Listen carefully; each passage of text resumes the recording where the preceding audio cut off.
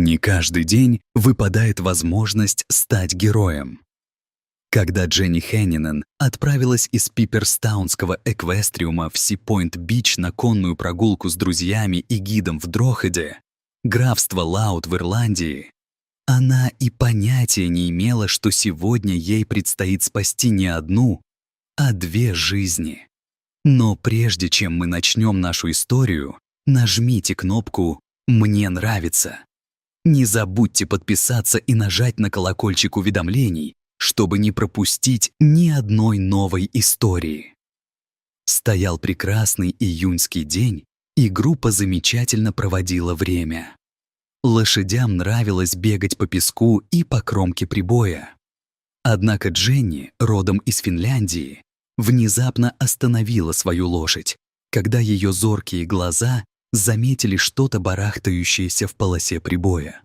Дженни Хэнинен была родом из Финляндии, но она решила переехать в графство Лаут в Ирландии, где работала финансовым менеджером в компании, а в свободное время ей нравилось заниматься верховой ездой. Друзья Дженни тоже наслаждались прогулками на свежем воздухе и были рады поддержать любовь Дженни к лошадям. Они планировали отправиться на пляж Си-Пойнт, недалеко от Терминфекинга. Казалось, что погода будет идеальной для дня отдыха, но даже в самый ясный день могут случиться ужасные вещи. Гидом Дженни и ее подруги в тот день был Даррен Каннелл, сотрудник конноспортивного центра. Когда они отправились на групповую прогулку, день казался обычным. Группа направилась на пляж, как и планировала. Пляж Си-Пойнт был уютным местечком с несколькими пляжами и местами для купания. Дженни и ее друзья сделали несколько совместных снимков и продолжили свою неторопливую прогулку. Дженни и представить себе не могла, что вскоре столкнется лицом к лицу с темной стороной природы. По мере того, как группа продвигалась вперед, Дженни восхищалась красотой, окружавшей ее. Слушая шум океана и покачивающуюся поступь своей лошади, она чувствовала себя совершенно умиротворенной. Впереди они заметили еще одну группу людей, которые остановились и указывали на волны. Не было похоже, что люди попали в беду, поэтому гонщики продолжили движение в своем обычном темпе. Им было любопытно, что могло привлечь такую толпу, но они не чувствовали необходимости спешить. Когда они узнали правду, то поняли, что важна каждая секунда. Дженни и ее друзья приблизились к другой группе. Сидя верхом на лошади, Дженни было удобнее наблюдать за происходящим. Казалось, что на мелководье какое-то существо барахтается в воде. Дженни напрягла зрение, но ничего не смогла разглядеть. Дженни не могла понять, почему все остальные стоят без дела, вместо того, чтобы отправиться на разведку. Другие люди, очевидно, побывали там до нее, но было ясно, что никто из них не заходил на мелководье, чтобы проверить, что там извивается. Боялись ли они того, что могли обнаружить?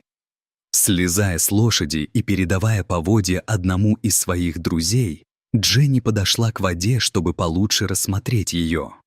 Ее друзья и Даррен окликнули ее, спрашивая, что это было. Даже с берега Дженни не могла понять, что это было, и наблюдатели тоже не были уверены. Вода казалась холодной, но она не хотела уходить, пока не узнает правду. Дженни сняла сапоги для верховой езды и носки и положила их на берег. Пришло время войти. Что, если это было какое-то существо, отчаянно нуждающееся в помощи? Как только Дженни приняла решение войти, она не отступила от него.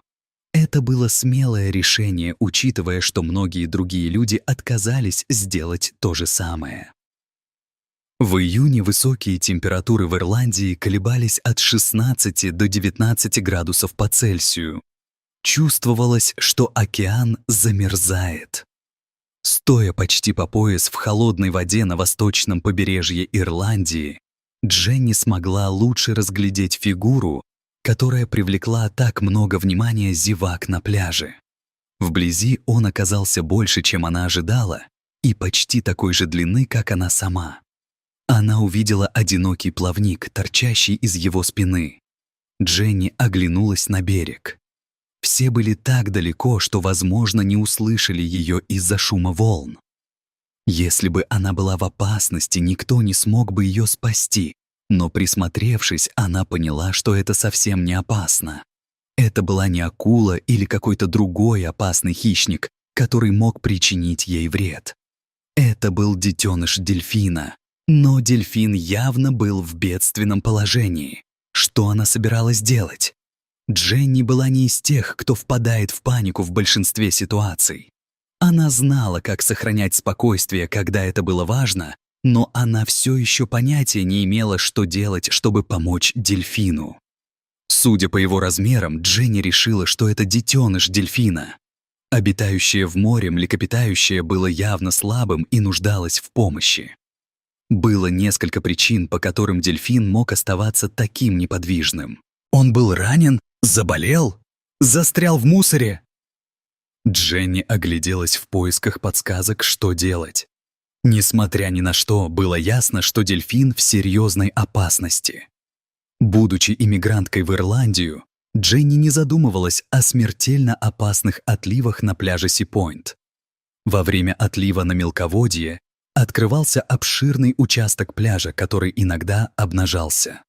Потратив минуту на изучение ситуации, Дженни поняла, что дельфин, должно быть, выбросился на берег во время отлива.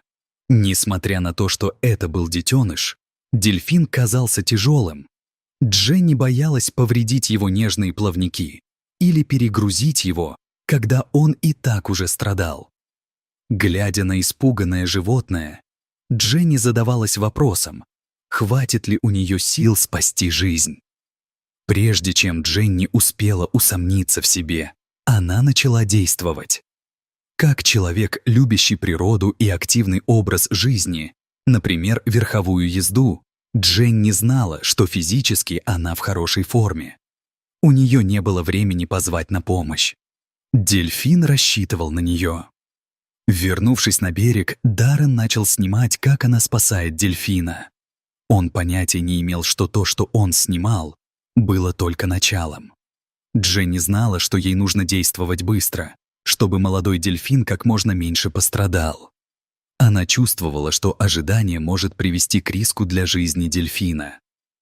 Стараясь быть как можно осторожнее, Дженни взяла маленького дельфина на руки и отошла на более глубокую глубину. Она знала, что дельфин не может долго находиться на солнце. Дельфин оказался крупнее, чем Дженни думала, и она вдруг испугалась, что совершила ошибку, пытаясь унести малыша в безопасное место. Ее руки ослабли. Оставалось пройти всего несколько метров.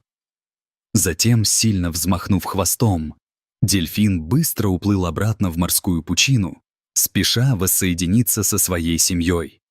Дженни и зрители радостно зааплодировали, с облегчением увидев, что малыш остался цел и невредим.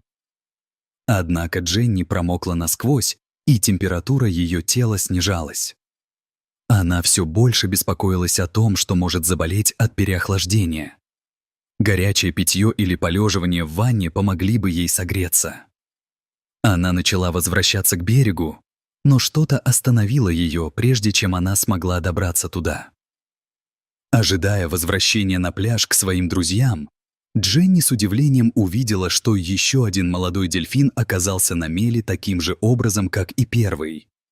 Она выразила свое удивление своим друзьям, ожидавшим на пляже. Дженни задумалась, не родственники ли дельфины.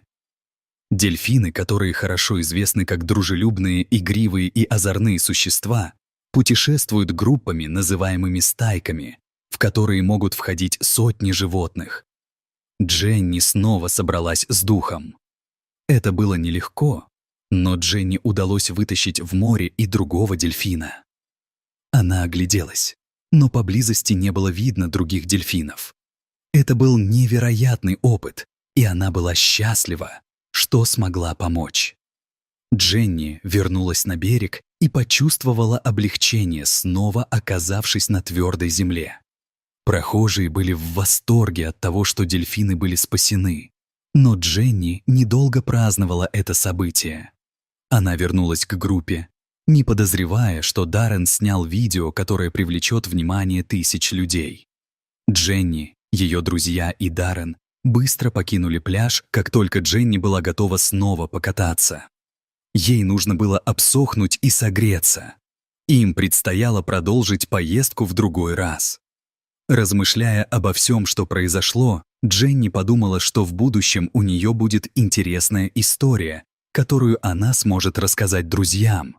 Хотя не каждый день случается, что кто-то спасает двух дельфинов, это тоже не казалось шокирующим. В конце концов, в Ирландии было много дельфинов. Это должно было случиться. Дженни действительно понятия не имела, что скоро ее имя будет в заголовках газет. Дженни не только одна из лучших наших гонщиц, но и, как оказалось, отличный спасатель. Должно быть, это из-за ее финишной способности. Но правильно ли она поступила? Когда они вернулись в конноспортивный центр, Даррен показал всем видео, на котором Дженни спасает дельфинов. Они так гордились тем, какой смелой она была. Дженни вернулась домой и подумала, что вот-вот вернется к своей обычной жизни. Даррен, однако, хотел, чтобы весь мир узнал о том, что сделала Дженни. Конноспортивный центр опубликовал в Твиттере видео с подписью: «Когда я была моложе, я, возможно, и спасла бы пару птиц, но ничего подобного этому», — продолжила она. «Я только что увидел первого детеныша дельфина у кромки воды.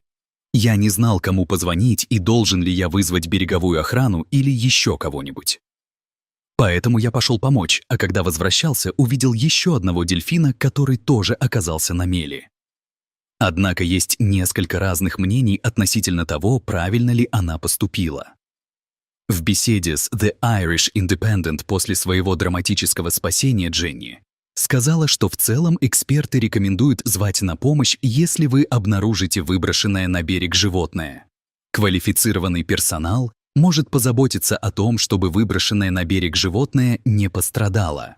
Однако в случае с двумя дельфинами, вероятно, было лучше, если Дженни действовала так быстро, учитывая удаленность пляжа и состояние дельфинов.